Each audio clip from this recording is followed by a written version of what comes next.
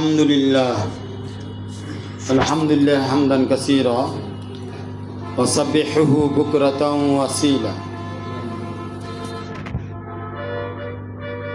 الحمد لله. الله أكبر كبيرا. الحمد لله كثيرا. سبحان الله العظيم وبحمده بكرة وأصيلا. ونشهد أن لا إله إلا الله وحده لا شريك له. ونشهد أن سيدنا مولانا محمدا عبده ورسوله.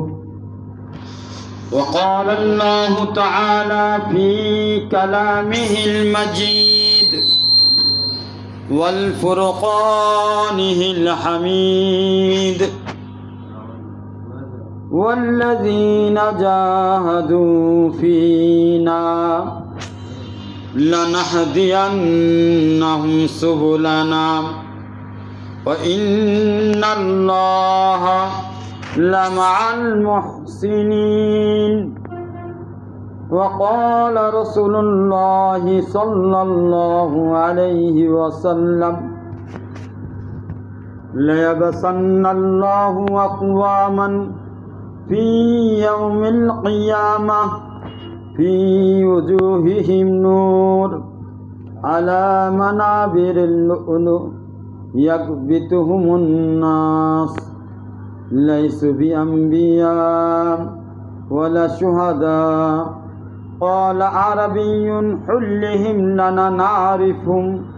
فقال: هم الذين متحابون في الله من قبائل شتى من بلاد شتى يجتمعون على ذكر الله يذكرونه أو كما قال عليهم الصلاة السلام: سلام على عباده الذين اصطفى. আলহামদুলিল্লাহ। সকল প্রশংসা ওই রব্বুল আলামিনের, যে রব্বুল আলামিন আমাদেরকে ফিতনার সময় বাছাই করে ভালোবেসে তার প্রিয় মজলিস, দ্বীনি মজলিসে, কোরআনের মজলিসে, সুন্নতের মজলিসে, নবুয়াতের নূরের মজলিসে আসার বসার তৌফিক দান করেছেন। এজন্য আমরা সকলে মহান রব্বুল আলামিনের দরবারে শুকরিয়া আদায় করি, বলি আলহামদুলিল্লাহ।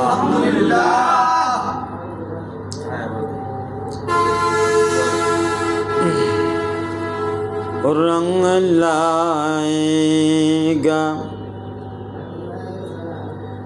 मेरे आहे फिर मदीना की तरफ को जाएं। माशाल्लाह। रंग लाएगा मेरे आहे फिर मदीना की तरफ को जाएं। मदीना की दारो दीवार को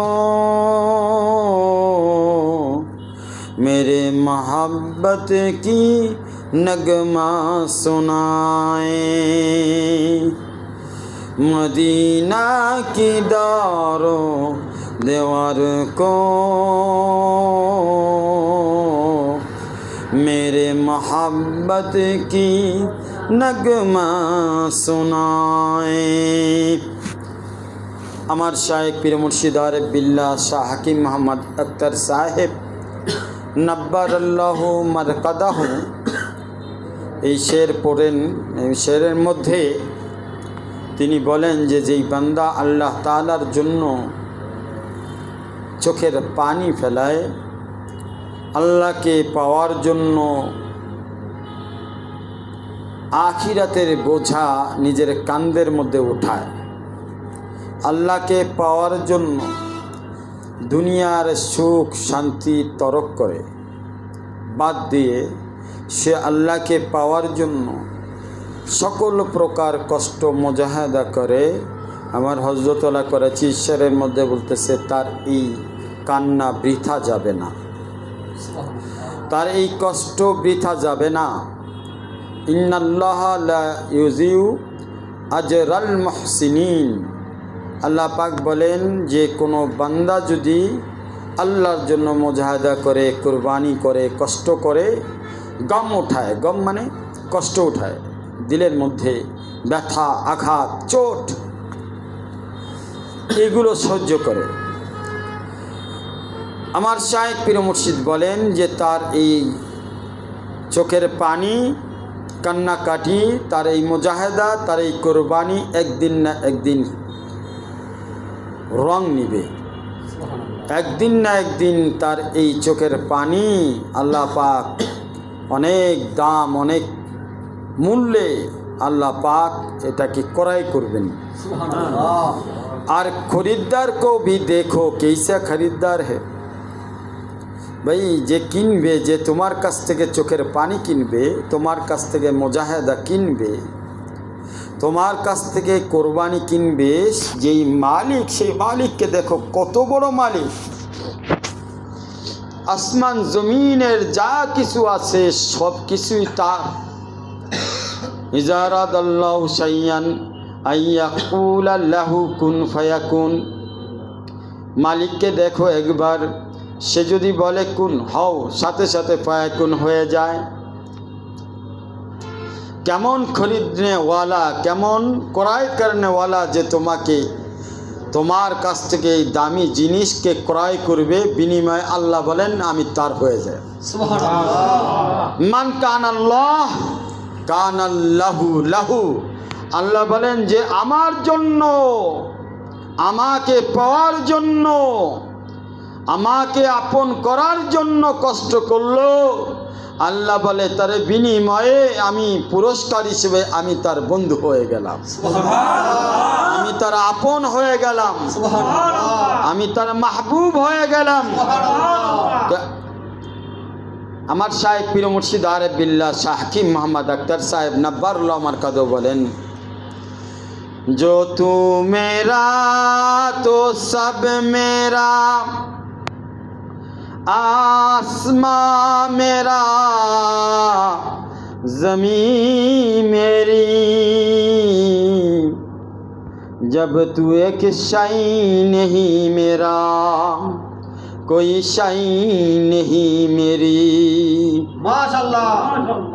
আমার শায়েখ বলেন যখন কোনো বান্দা আল্লাহর হয়ে যায় তো আসমান কার? আল্লাহ। জমিন কার? আল্লাহ। লোহে কলম কার? আল্লাহ। বৃক্ষ রাজি কার? আল্লাহ। ঘর বাড়ি কার? আল্লাহ। জিন্দেগি কার? আল্লাহ। হায়াত মৌত কার? আল্লাহ। আর আসমান জমিনের মাঝখানে যা কিছু আছে এগুলো কার? আল্লাহ। আমার যা কিছু আছে, যে আমার হয়ে গেল, সব কিছু তার হয়ে গেল। সুবহানাল্লাহ। তখন সে একটা বাড়ির মালিক নয়। দুনিয়াদার মানুষ যারা, তারা কেউ একটা বাড়ির মালিক, কেউ একটা ফ্যাক্টরির মালিক, কেউ একটা কোম্পানির মালিক, কেউ একটা বড় জমিনের মালিক, কেউ সমুদ্রের মালিক। কিন্তু আল্লাহ বলে যে আমার হইল আসমানের মালিক সে, জমিনের মালিক সে, আসমান জমিনের মাঝখানে যা কিছু আছে আমি তাকে সব কিছুর মিলকিয়াত মালিক বানায় দিলাম। সব কিছুর মালিক তখন সে হয়ে গেল। ইব্রাহিম বিন আদম বলকের বাদশা ছিল। বলক ছেড়ে দিয়ে আল্লাহর মহাব্বতে যখন দেওয়ানা হয়ে গেল,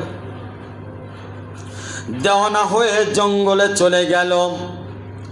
অনেক দিন যাবত জঙ্গলের মধ্যে ইবাদত বন্দিগি করতে করতে যখন আল্লাহ তাআলার সাথে তার সম্পর্ক হয়ে গেল, এখন জঙ্গলের মধ্যে তার জন্য আল্লাহ পাক দামি দামি জান্নাতের খাবার পৌঁছায়। একবার উজির আসলো তাকে দেখার জন্য। উজির মনে মনে চিন্তা করলো, এত বড় বাদশাহী ছেড়ে দিয়ে এই বাদশা এখন জঙ্গলে কি করে, দেখার জন্য আসছে। বন্ধুরা আমার, যখন দেখার জন্য আসছে, বাদশা তো মনের খবর জানতে পেরেছে, বাদশা তো বুঝতে পেরেছে তার মনের মধ্যে কি চলছে। বাদশা উজিরের দিকে তাকায়, চলো আমার সাথে নদীর কাছে যাই, আর তোমারে বুঝাই যে আমাকে আল্লাহ কোন বাদশাহী দান করেছে। এবার নদীর কাছে গেলাম। নদীর কাছে যে তার পুরনো সুইটা নদীর মধ্যে ফেলে দিল। এবার নদীর মধ্যে ফেলে দিয়ে সমস্ত মাছকে হুকুম দিল, আমার পুরানো সুইটা নিয়ে আসো।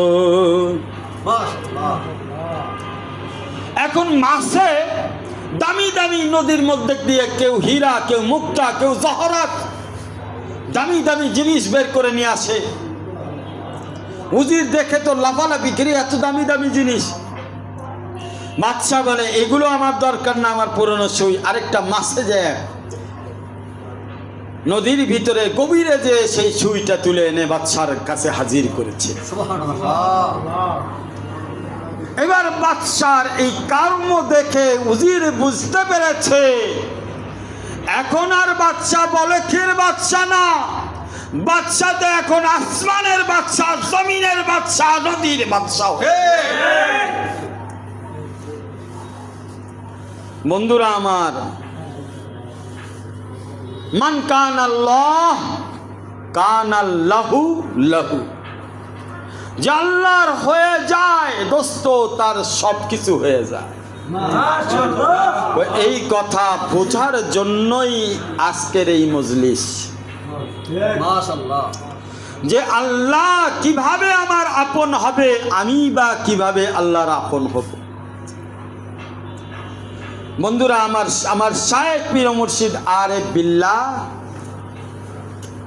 শাহ হাকিম মোহাম্মদ আখতার সাহেব नब्बरल्लाहु मरकदहु बोलें, मुद्दतू के बाद खुल गई ये राज, विस पर रब मेहरबान नहीं तो कोई मेहरबान नहीं। माशाअल्लाह। আমার শায়েখ বলেন যে অনেক দিন পর, অনেক কুরবানির পর একটা কথাই বুঝে এসেছে। সারা জীবনে কয়টা বুঝে এসেছে? একটা কথা। ওই কথাটা কোন কথা? ওই কথাটা হলো এমন একটা কথা যে যার উপরে আল্লাহ দয়া না করে, সারা পৃথিবী মিলে তার উপরে কেউ দয়া করতে পারে না। আর যার উপরে আল্লাহ পাক দয়া করেন, আল্লাহ পাক মেহেরবানি করেন, ওই দয়ার মেহেরবানি সারা দুনিয়া মিলে তার থেকে ছিনতাই করতে পারে না।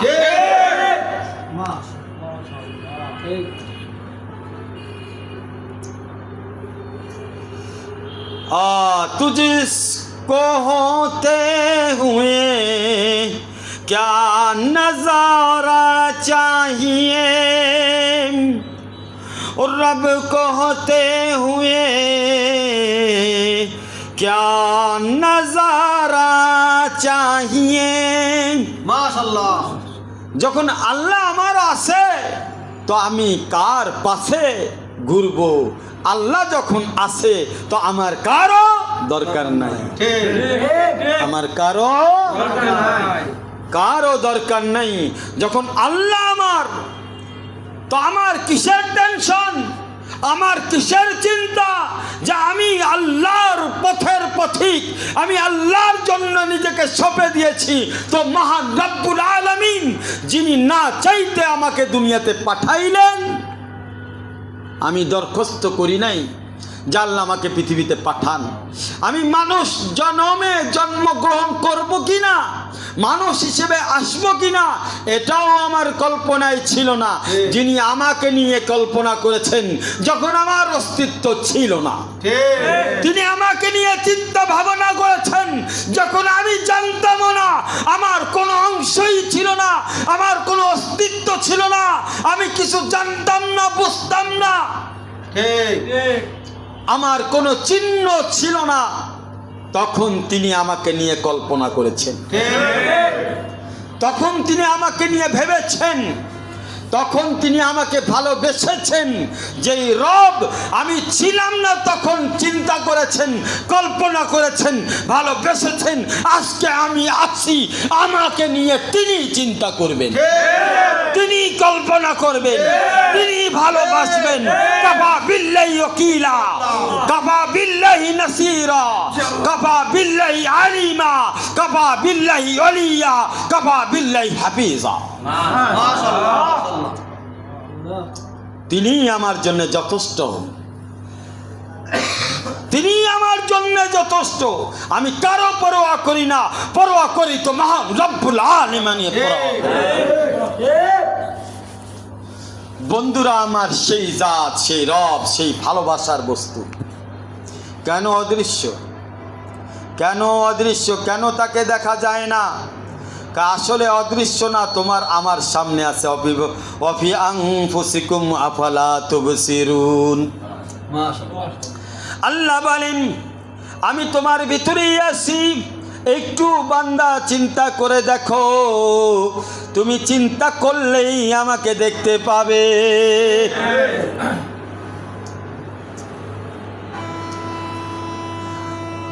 আনা মাকুম আইনামা কুনতুম, তুমি যেখানেই যাও ও আমার বান্দা, আমি সেখানেই তোমার সাথে আছি।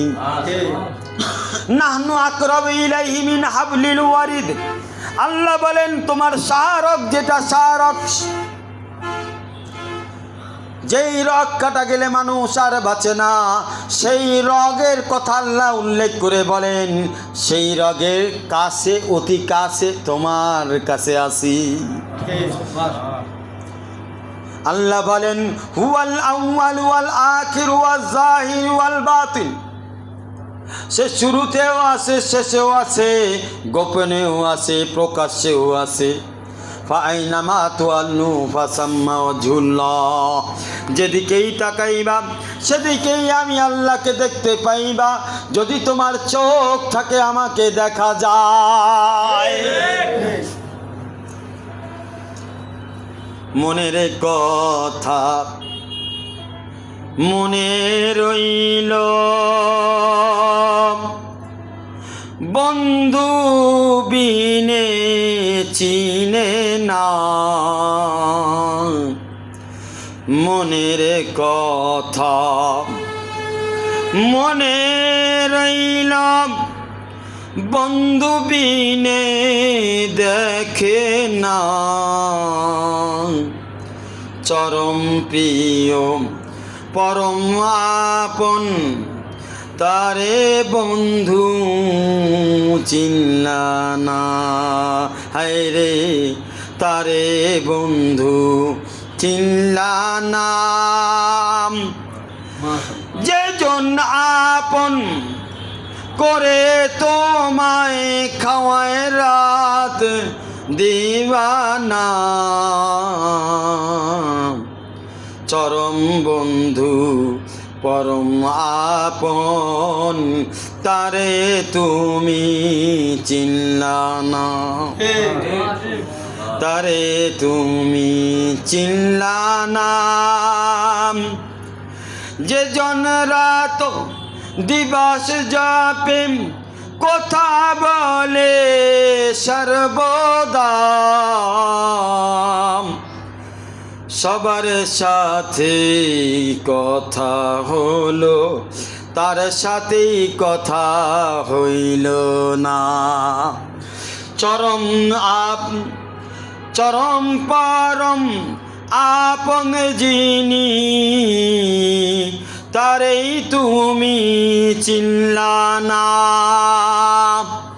বন্ধুরা আমার, ভিতরে ভিতরে কথা হয়, কানে কানে শোনা যায়, পাশের লোক টের পায় না, ঠিকই তুমি টের পাও যখন কথা মনে মনে বলো। কোন কান শুনে?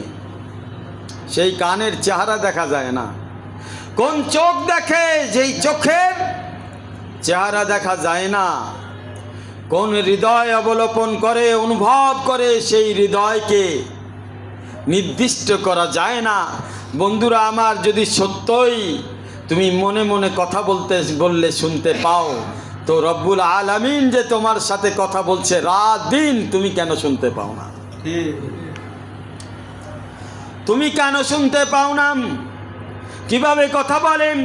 যখন তুমি ঘুমাইতে যাও, তখন রসুল তোমাকে একটি কথা শিখায় দিছে, আল্লাহর সাথে একটু কথা বইলা ঘুমাও।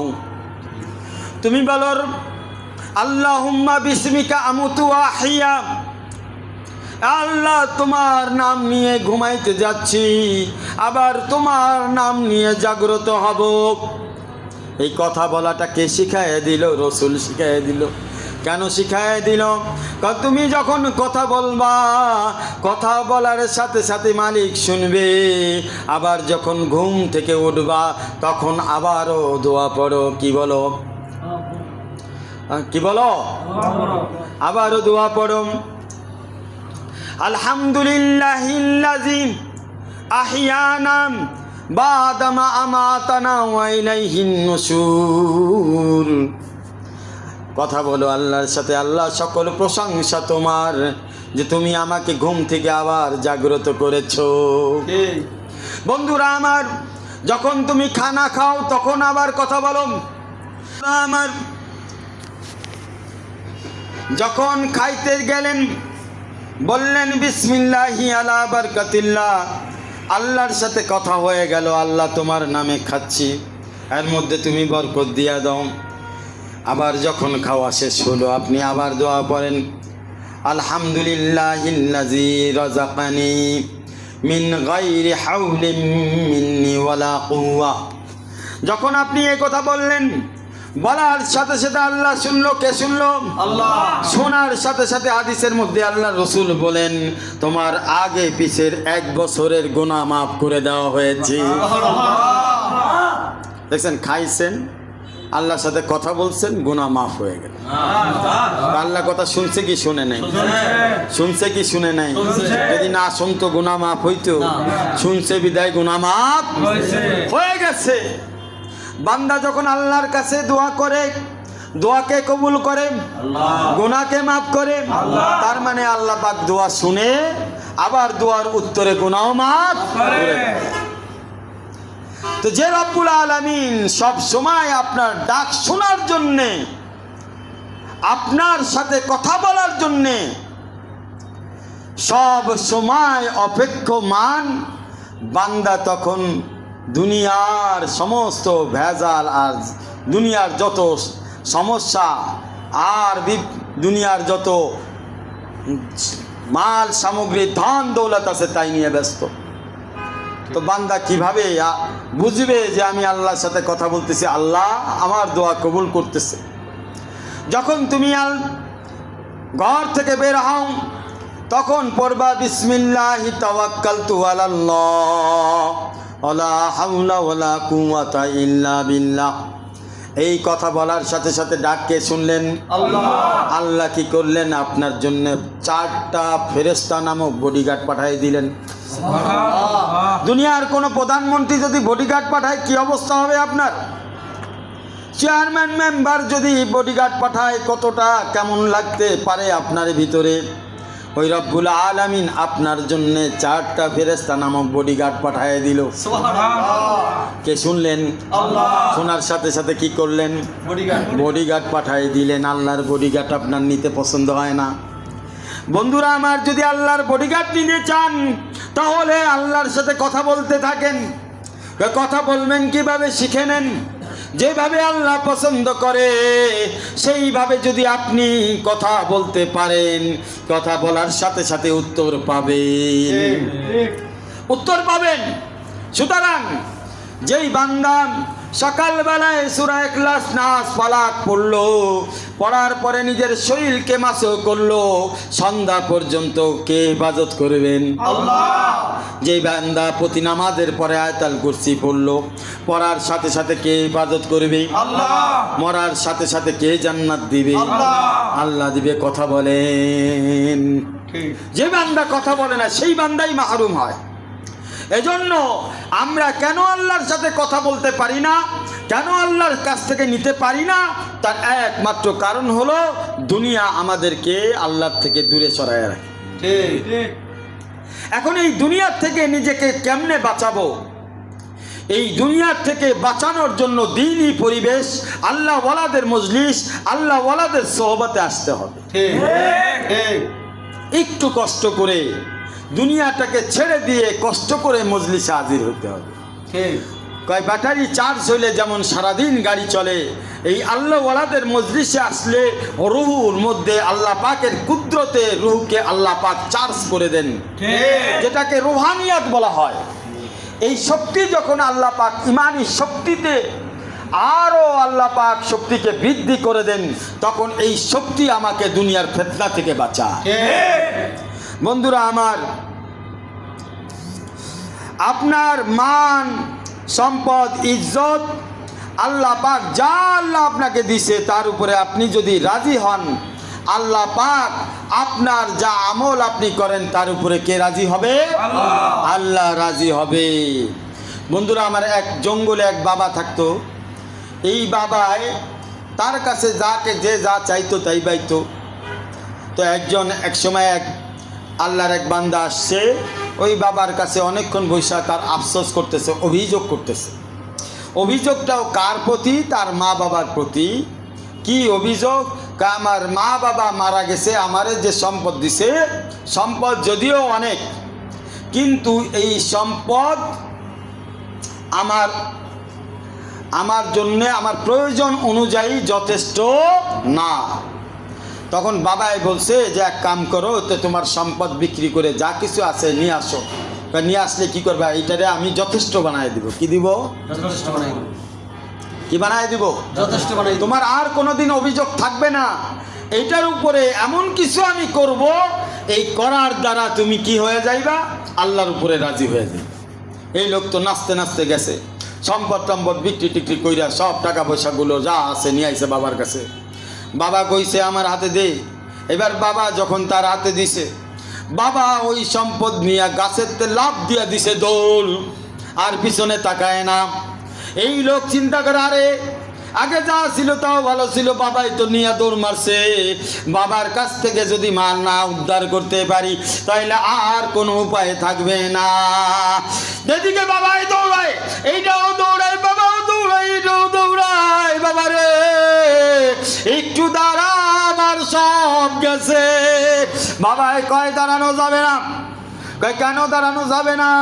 কয় তোমার মাল সম্পদ আর তোমার নাই, এখন তুমি আমারে দিয়ে দিছো, তোমার কাছে কোনো দলিল নাই, সুতরাং এই মাল আর ফেরত পাইবা না, বাকি চাইয়া লজ্জা দিবেন না। সুতরাং বাবাই দৌড়ায়, এটাও দৌড়ায়, সারাদিন দৌড়াইতে দৌড়াইতে এখন বাবার সাথে আর দৌড়ায় পারে না। অবশেষে সে একদম অস্থির হয়ে, এমন অবস্থা, শ্রান্ত হয়ে আর শক্তি চলে না, বেহুশ হয়ে পড়ে গেছে। বাবাও দাঁড়ায় গেছে। বেহুশ হয়ে পড়ে যাওয়ার পরে বাবা এসে তার মাথায় পানি ঢালে। বলে যখন হুশ ফিরছে, শরীর এতটাই ব্যথা যে আর বৈশা দাঁড়ায় শোয়ার থেকে বসবে, যে এই বসার ক্ষমতা তার নাই।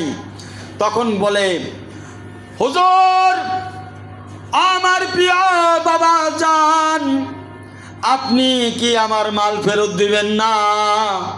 এটাই আমার মা বাবার দেওয়া শেষ সম্বল ছিল, এটা যদি আপনি নিয়ে যান রাস্তার ফকির হইয়া যাব।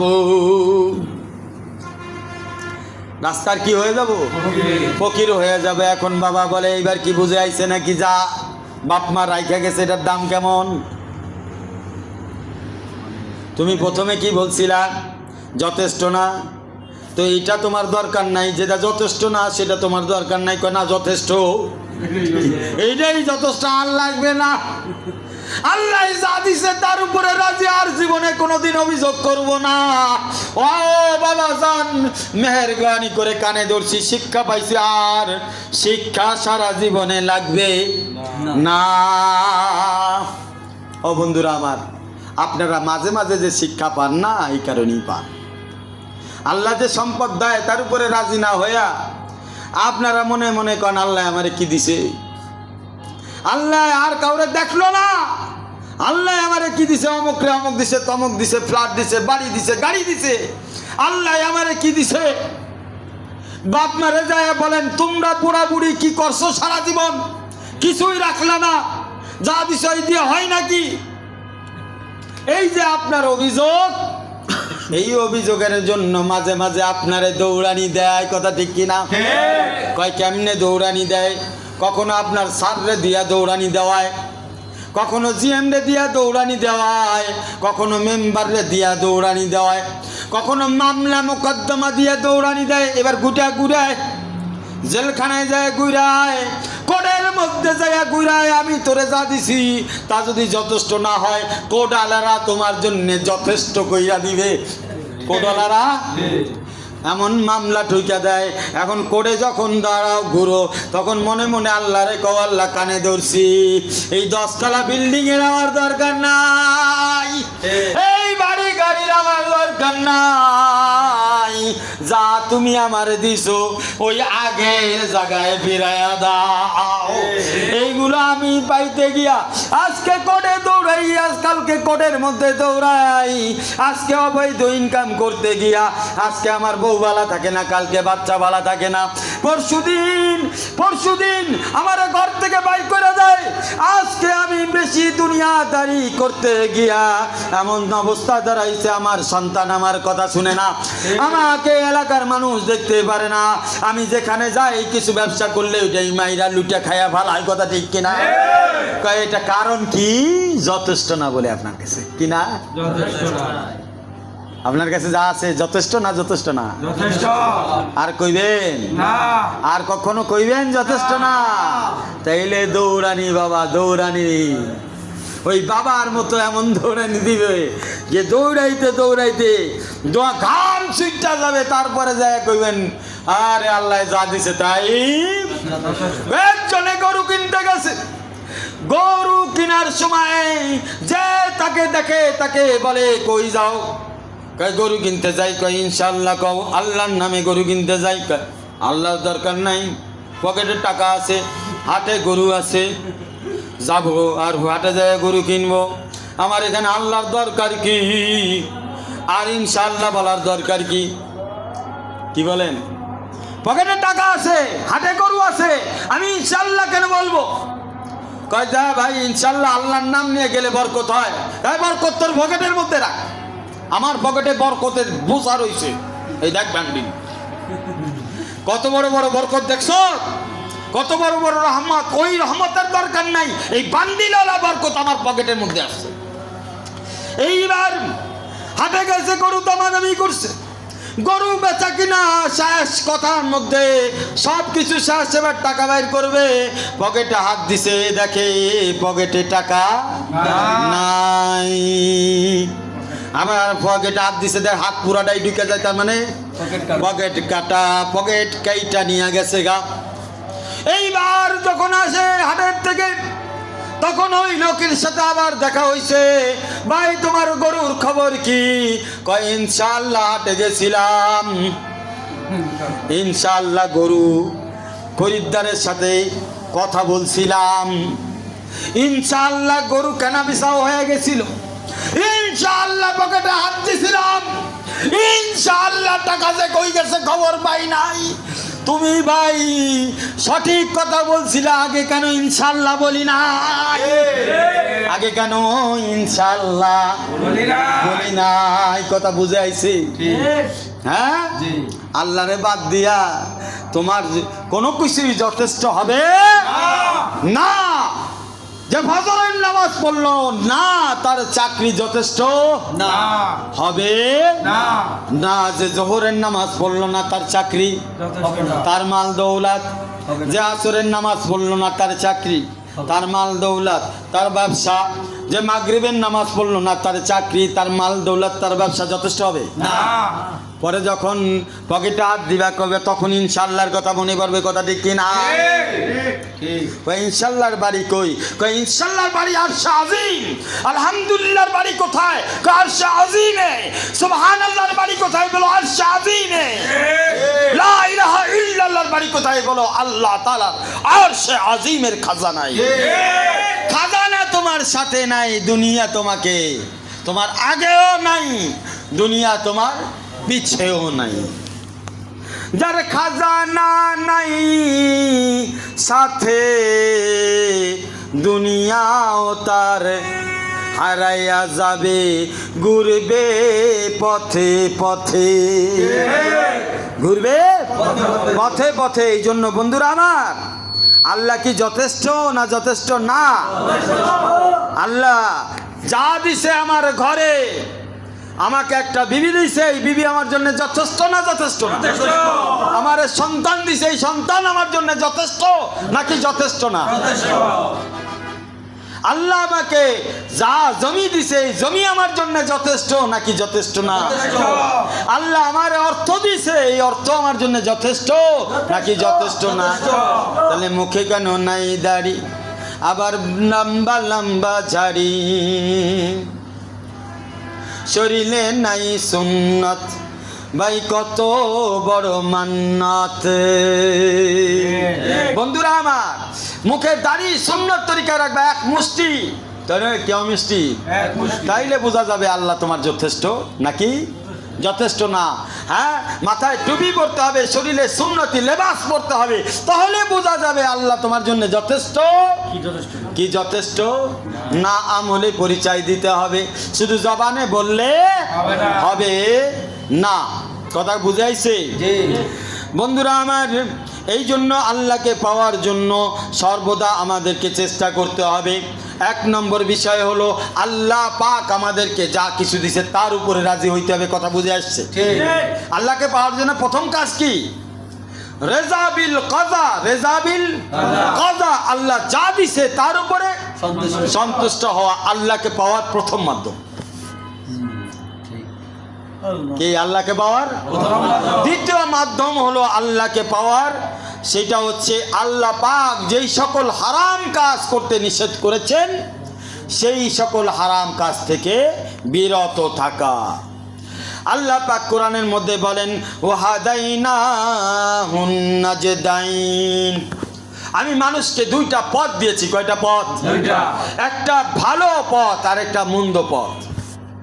একটা পথ জান্নাতের দিকে নিয়ে যায়, আরেকটা পথ জাহান্নামের দিকে নিয়ে যায়। একটা পথ বাজারের দিকে নিয়ে যায়, আরেকটা পথ মসজিদের দিকে নিয়ে যায়। একটা পথ খারাপ দিকে নিয়ে যায়, একটা পথ ভালোর দিকে নিয়ে যায়। একটা পথ মঙ্গলময়, বরকতময়, রহমতওয়ালা, আরেকটা পথ হচ্ছে গজবওয়ালা, লানতওয়ালা। এখন দুইটা পথ আমার আপনার সামনে, আমাকে আপনাকে বুঝতে হবে কোন পথ আমাকে আল্লাহ পর্যন্ত নিবে, কোন পথ আমাকে আল্লাহ থেকে দূরে সরাবে।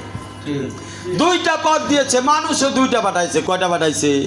আল্লাহর বান্দা কয়? আল্লাহ পাক পথ দিছে কয়টা? দুইটা। আল্লাহ বান্দা পাঠাইছে কয়টা? দুইটা। এক বান্দার নাম হচ্ছে আদম আলাইহিস সালাতু ওয়াস সালাম, আরেক বান্দার নাম কি? ইবলিস। ওইটাও আল্লাহর বান্দা, ওইটাও আল্লাহর বান্দা। আল্লাহরে চিনে জানে বুঝে, আল্লাহরে চিনে জানে বুঝে, বুঝেও আল্লাহর হইতে পারে নাই। আছে না? আছে। এরকম আছে না? আছে। যারে তুমি যদি বলো কিছু কথা, দিনই কথা বলো, তখন বলবে আমারে হেদায়েত দিতে আসিস না, আমি তোর চেয়ে কম বুঝি না। এই কথা কে বলে? ওইটা এর কথা না, ইবলিসে পাস করছে এই কথাটা। ভাই ইবলিসের কথাটা এ পাইলো কিভাবে? ইবলিসে বলছে এই কথা এই বান্দায় পাইলো কিভাবে?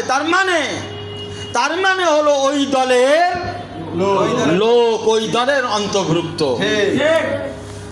আরেকটা দল হচ্ছে আদম আলাইহিস সালাতু ওয়াস সালামের দল। আল্লাহ পাক সবক দিলেন, ইবলিসকে তওবা করার কথা বলেছেন, আদম আলাইহিস সালাতু ওয়াস সালামকেও তওবা করার কথা বলেছেন। ইবলিস আল্লাহ পাকের কথা শুনে নাই, সে তওবা করে নাই, কিন্তু আদম আলাইহিস সালাতু ওয়াস সালাম তওবা করেছেন। তার মানে আল্লাহ পাক দুইটা সবক দিয়ে পাঠাইলেন। পথ দিলেন কয়টা? দুইটা। একটা জান্নাতের পথ, ভালো পথ, আরেকটা হচ্ছে জাহান্নামের পথ, খারাপ পথ। লোক পাঠাইলেন কয়টা? দুইটা। ইবলিস, আদম আলাইহিস সালাম।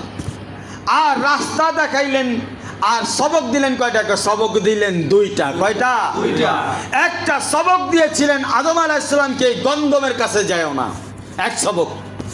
দ্বিতীয় সবক, গন্ধম খায় ফেলছো, তওবা করো, দুই সবক।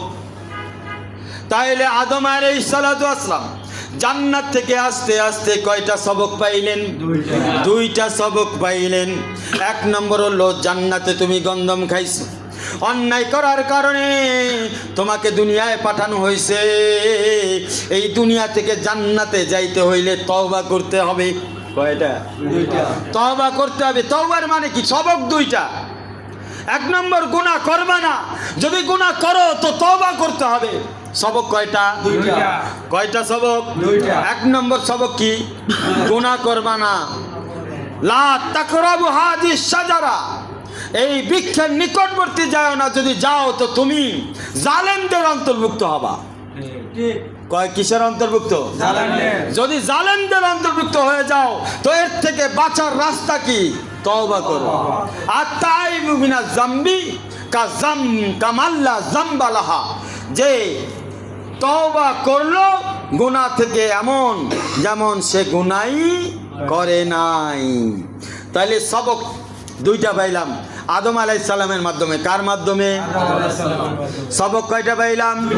দুইটা পাইলাম। মানুষকে দেখে মনে হয় না সেই দুনিয়ার মানুষ, কারণ পৃথিবীর অন্য কোনো জানোয়ারের কোনো দিন ঠান্ডা সর্দি এইভাবে লাগে না, জোখাম লাগে না।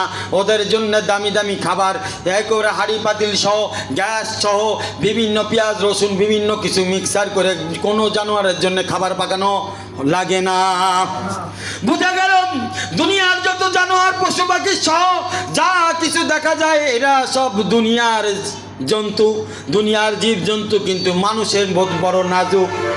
একটু ঠান্ডা লাগলেই জোকাম লাগা যায়, একটু আবহাওয়া কম বেশি হইলেই শরীর অসুস্থ হয়ে যায়, একটু বেশি লোড পড়লেই শরীর দুর্বল হয়ে যায়, কাঁধের চাপ পড়লে আর লোড নিতে পারে না।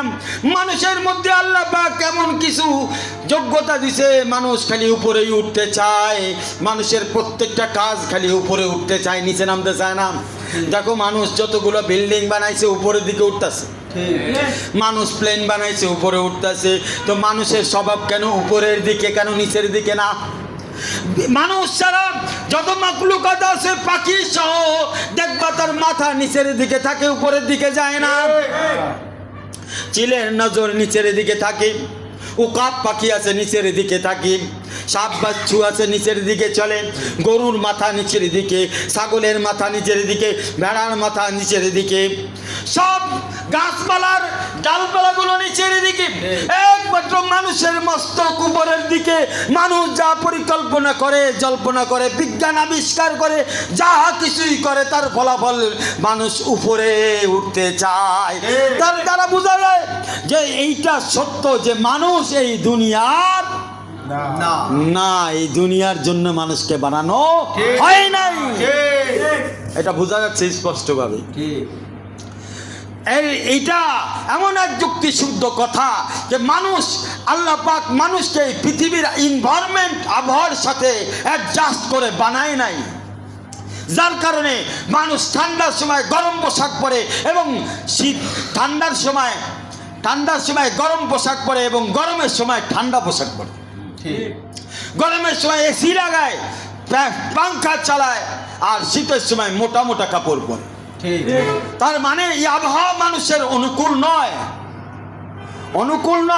এই বান্দা এই আবহাওয়ার মধ্যে যে শ্বাস প্রশ্বাস নেয়, প্রতি শ্বাস প্রশ্বাস দিন বা দিন যায়, আর তার এই শ্বাস প্রশ্বাসের মাধ্যমে সে আস্তে আস্তে দুর্বল হইতে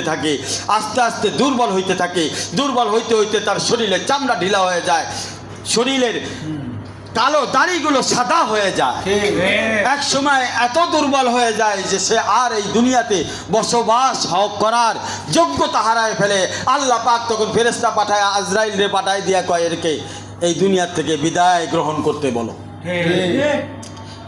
তার মধ্যে দিয়ে আমরা এটা বুঝতে পারলাম শিওর যে আমরা এখানকার বাসিন্দা না, আমরা অন্য কোন জায়গার বাসিন্দা।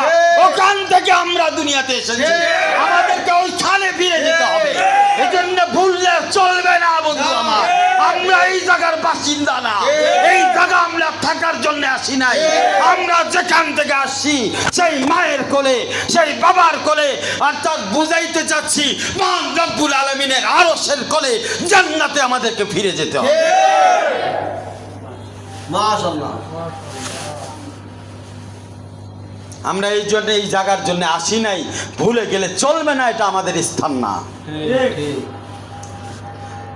আর কেন প্রত্যেকটা জিনিস ঊর্ধ্বমুখী যায়? মানুষের প্রত্যেকটা বানানি, বিজ্ঞানরা গবেষণা করতেছে চাঁদ নিয়ে, মঙ্গল গ্রহ নিয়ে, মাটির তল নিয়ে, যোগ গবেষণা কর, নিচের দিকে যা, নিচের দিকে বিজ্ঞানীরা যাবে না, উপর দিকেই যায়।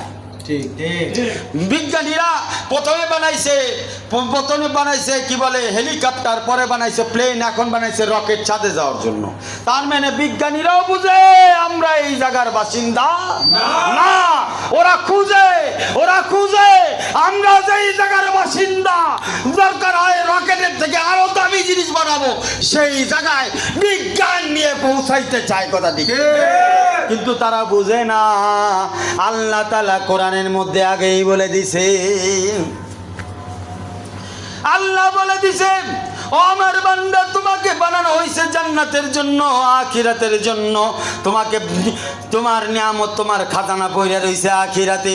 সামান্য দুনিয়ার কয়দিন তুমি একটু কষ্ট করো, কয়দিন কষ্ট করার বিনিময়ে তুমি আখিরাতের অনন্তকালের জান্নাতের সুখ, এমন সুখ মালা আইনুন রাত ওলা উজনুন সামিয়াত ওলা খতরা আলা কলবি বাসার, এমন জায়গায় এমন সুখের ব্যবস্থা করেছি তুমি কল্পনাও করতে পারবে না, তোমার চিন্তা এবং গুমানে নাই।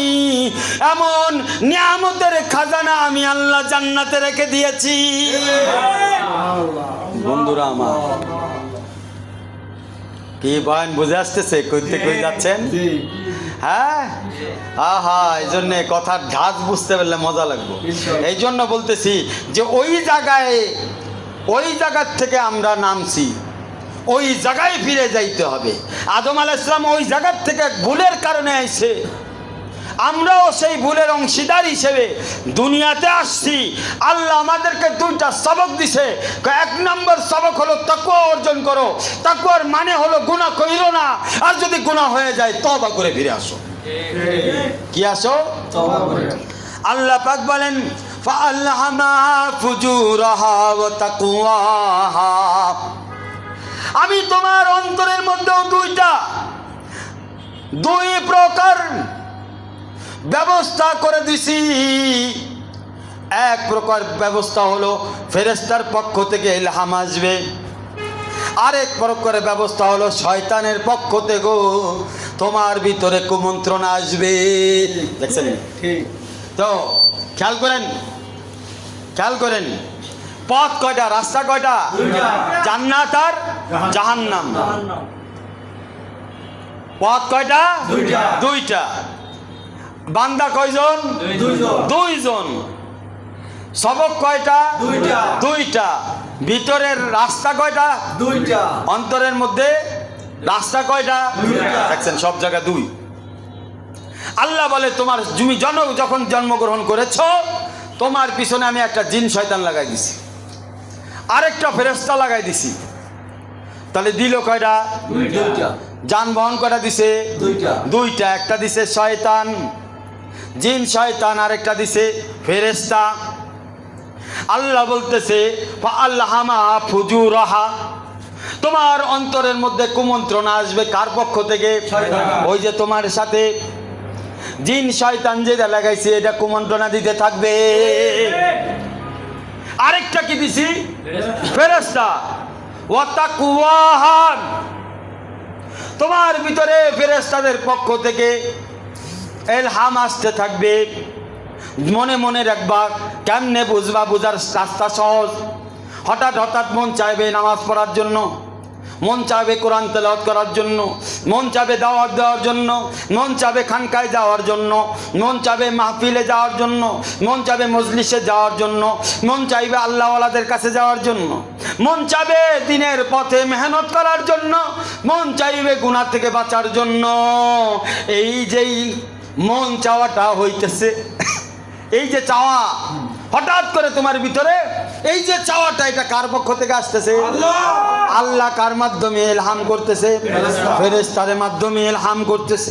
হঠাৎ হঠাৎ তোমার গুনাহ করতে খুব মন চাইবে, মন চাইবে গান শুনতে, মন চাইবে একটু বাজারে যায় আড্ডা মারতে, মন চাইবে বন্ধু বান্ধবের সাথে একটু শয়তানি করতে, মন চাইবে নারীদের সাথে কথা বলতে, সুন্দরী মহিলাদেরকে দেখতে, মন চাইবে একটু পিকনিক ঘোরা মজা আনন্দ ফুর্তি ঠাট্টা, মন চাইবে একটু নেশা করতে, মন চাইবে একটু মদ গাঁজা খাইতে, মন চাইবে দুনিয়ার মধ্যে আমোদ ফুর্তি করতে। এইটা কার পক্ষ থেকে আসলো? শয়তান কার মাধ্যমে পাঠাইলো? জিন শয়তানের মাধ্যমে তোমার ভিতরে কুমন্ত্রণা দিচ্ছে। দেখছেন, এবার আল্লাহ বলে দিতেছে রাস্তা কিন্তু যেমনি যেভাবে আইছে দুইটাই হচ্ছে। তোমার ভিতরে কাম কয়টা? দুইটা। একটা কাম কে করে? ফেরেশতায়ে করে। আরেকটা কাম কে করে? শয়তান জিন্নাতে করে। এখন তোমাকে বুঝতে হবে যে এখন তোমার ভিতরে যখন নেক আমলের ভালো আমল করার জন্য আগ্রহ তৈরি হইল, তো সাথে সাথে তুমি আর দেরি কইরো না, ফেরেশতার কথাটা রিসিভ করো এবং সাথে সাথে তুমি নেক আমলের মধ্যে ঝাঁপ দিয়া পইরা যাও। আর যখন তোমার ভিতরে শয়তানি কুমন্ত্রণা আসতেছে, যখন তোমার ভিতরে দুনিয়ার সমস্ত নোংরা জিনিস চিন্তার মধ্যে আসতেবে, সাবধান ওগো বান্দা, সাবধান ওগো বন্ধু, এইটা তোমার ভিতরে জিন্নাত শয়তানের মাধ্যমে তোমাকে নষ্ট করার জন্য, তোমার জীবনকে ধ্বংস করার জন্য আসতেছে। এই কথা ঠিক কিনা? তখন আর ওই কথা শোনা যাবে না। তাহলে বাঁচবো কিভাবে? বাঁচার রাস্তা কি? প্রশ্ন তো একটা। যখন নেক আমল করলা, নেক আমলের পরামর্শ ভিতরে আসলো তো নাইমা গেলা, কিন্তু যখন কুমন্ত্রণা আসলো, এখন তুমি তো বুঝে ফেলছো এটা শয়তানে আমার ধ্বংস করার জন্যে আমার ভিতরে কুমন্ত্রণা করতেছে, তো এখন আমি কি করে বুঝবো? ঠিক একই কুমন্ত্রণা হাওয়া আলাইহিস সালাতু ওয়াস সালাম করছিল শয়তানে। এইভাবেই যেভাবে তোমার ভিতরে কুমন্ত্রণা আসে, তোমার ভিতরে শয়তানি খায়েশা চাহিদাগুলো যেভাবে ঢুকে, ঠিক হাওয়াকে ওইভাবেই চাহিদা, ওইভাবেই তার ভিতরে চাহিদা জাগ্রত করা হয়েছে। এখন তুমি বাঁচবা কিভাবে? আল্লাহ সে রাস্তাও বলে দিচ্ছেন। কি বলে দিচ্ছেন? ইন্না হাদাইনাহুস সাবিলা ইম্মা শাকিরান ওয়া ইম্মা কাফুরা। আমার বান্দা, তোমার ভিতরে অন্তরের ভিতরেও আমি দুইটা রাস্তা রাখছি। এই দুইটা রাস্তা থেকে বাঁচার জন্য তুমি ইচ্ছা করলে শুকরিয়া আদায় করতে পারো, শুকরিয়া আদায় করার মাধ্যমে বাঁচতে পারো। ইচ্ছা করলে আমার কথা গ্রহণ না করে শয়তানের কথা গ্রহণ করে আমার থেকে দূরে সইরা যাইতে পারো। ইম্মা শাকিরাও ওয়া ইম্মা কাফুরা। এখন রাস্তা আল্লাহ বলে দিল যে তো তুমি যদি কুফর থেকে ফিরে আসতে চাও তো শুকরগুজার বান্দা হয়ে যাও। যদি শয়তানের কুমন্ত্রণা থেকে বাঁচতে চাও তখন কি করবা? শুকরগুজার বান্দা হবা, সাথে সাথে আল্লাহকে স্মরণ করবা। আমার শাইখ পীর মুর্শিদ আরেফ বিল্লাহ শাহ হাকিম মোহাম্মদ আখতার সাহেব নাব্বার আলমার কাদাও বলতেন যে এক বাড়িতে গেছো, বাড়িতে যায় কুকুর দেখছো, কুকুরে খালি তোমার ধরে ঘেউ ঘেউ করে। এখন কুকুরের সরানোর জন্য কুকুরের সাথে ঘেউ ঘেউ করলে কুকুর আরো ঘেউ ঘেউর আওয়াজ বাড়ায় দিবে না কমায় দিবে? বাড়ায় দিবে। প্রয়োজনে সুযোগ পাইলে কামড়ায় ধরবে, কথা ঠিক কিনা? আমার শাইখ বলে কুকুরের একটা মালিক আছে এই বাড়িওয়ালা, তুমি কুকুর থেকে বাঁচতে যদি চাও কুকুরের মালিকরে ডাক দাও, ও কুকুরের মালিক আপনার এই কুকুরে থামান, আমারে ওই চিনে না, আমারে দেখা খালি ঘেউ ঘেউ করে। যখন শয়তান তোমাকে কুমন্ত্রণা দিবে তখন তুমি আল্লাহর শুকরগুজার বান্দা কিভাবে হইবা? তখন শয়তানের সাথে তুমি ঘেউ ঘেউ করো না। কুমন্ত্রণা করতেছে, অসহসা দিচ্ছে, ভিতরে তোমাকে বারে বারে গুনার কাজের কথা স্মরণ করাইতেছে, ওই সময় তুমি তার সাথে যুদ্ধ করতে যাও না। 2 রাকাত নামাজ শুকরিয়া আদায় করো, 2 রাকাত সালাতুল হাজত পড়ো, 2 রাকাত আল্লাহর কাছে সাহায্য চাইয়া 2 রাকাত নামাজ পড়ে আল্লাহর কাছে অভিযোগ দিয়া দাও, এ আল্লাহ তোমার বানানো বান্দা শয়তান এবং তার চেলা জিন আমার অন্তরের মধ্যে কুমন্ত্রণা দিতেছে, গুনাহ করানোর জন্য চেষ্টা করতেছে। আল্লাহ এটা তো তোমারই কুকুর, তুমি ঘেউ ঘেউ করতে বলছো কোরআনে, তুমি বলছো এই জন্যই আমার ভিতরে আইসা ঘেউ ঘেউ করতেছে। আল্লাহ তুমি তোমার কুকুরে বলে দাও আমি তোমার শুকরগুজার বান্দা, তুমি আমারে চিনো আমি তোমারে চিনি। এইবার কি হয়? এইবার যখন বাড়ির মালিক কুত্তারে কয় এই আমার লোক, কুত্তা কয় গাউ গাউ গাউ, আর আমি বুঝতে পারি নাই, হ্যাঁ আমি বুঝতে পারি না এটা আপনার লোক। তখন আল্লাহ কবে এই আমার কাছে সাহায্য চাইছে, আমার বান্দা আমার কাছে সাহায্য চাইছে, ওই বান্দা শুকরগুজার হয়ে গেছে। সুতরাং আমার বান্দারে তুমি কোন রকম কুমন্ত্রণা দিতে পারবা না। বান্দুরা আমার যতবার বিপদে পড়বা ততবার এইভাবে আল্লাহর কাছে 2 রাকাত নামাজ পড়ে পড়ে সাহায্য চাও, ইনশাআল্লাহ সুম্মা ইনশাআল্লাহ আল্লাহর বন্ধু হয়ে যাইবা। আল্লাহ তোমার তওবাকে কবুল করে নিবে, আল্লাহ তোমাকে আপন বানায়া নিবে। বন্ধুরা আমার, এই জন্য আল্লাহ তাআলার প্রিয় বান্দা হওয়ার জন্য আমাদেরকে কি করতে হবে? আল্লাহর শুকরগুজার বান্দা হতে হবে। আর আল্লাহর শুকরগুজার বান্দা কিভাবে হব? জয় আল্লাহর শুকরগুজার বান্দা হওয়ার জন্য